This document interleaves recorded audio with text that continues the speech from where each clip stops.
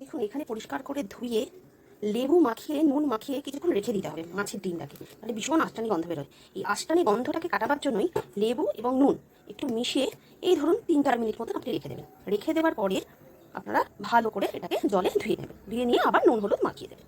তাহলে এই যে ডিম দিয়ে যে একটা আঁশটে গন্ধ বেরোয়, তার জন্য অনেকেই খেতে পারেন না, তা এইটা আপনারা খেতে পারবেন, আপনারা দেখতে পারেন ট্রাই করে। আচ্ছা, এখানে ডিম নেওয়া আছে, মাছের ডিম দেখতেই পাচ্ছেন। এরপরে আমি দিয়ে দেবো এর মধ্যে কুচনো পেঁয়াজ, বেশ খানিকটা পরিমাণে দিতে হবে, অনেকটা ডিম আছে আপনারা দেখতেই পাচ্ছেন।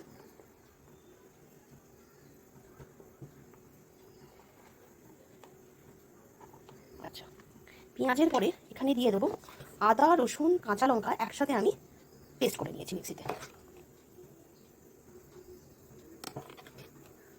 এই ধরুন 1 থেকে 1.5 চামচ মতো, ঠিক আছে।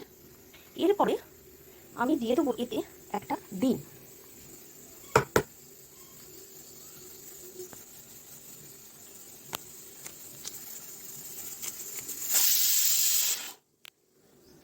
এতে দিয়ে দেবো একটা আমি পোলট্রির ডিম। এই ডিমটার কারণেই এই রান্নাটা হবে একদম অন্যরকম, বড়াগুলো হবে একদম সফট। এরপর আমি দিয়ে দেবো স্বাদ মতন নুন। আগে যেহেতু নুন হলুদ মাখানো ছিল, সুতরাং এই জায়গাটা একটু আপনারা বুঝে দেবেন। নুনের পরেই আমি দিয়ে দেবো এর মধ্যে বেসন। দেখবেন আবার ভুল করে দিয়ে দেবেন না যেন, এরকম ভুল আমার একবার হয়েছিল তাই বললাম।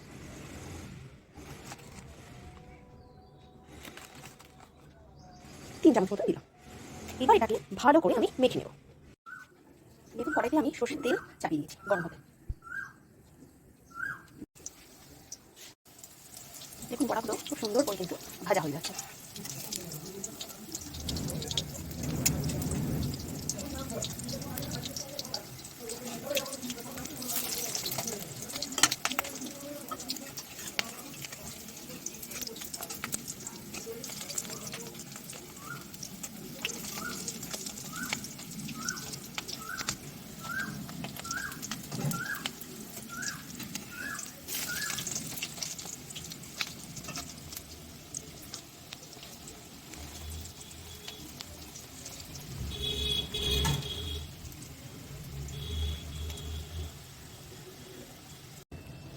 এবার দেখুন বড়াগুলোকে আমি এবার উল্টে দেখে নেবো। দেখুন এর থেকে বেশি ভাজার কোনো দরকার নেই।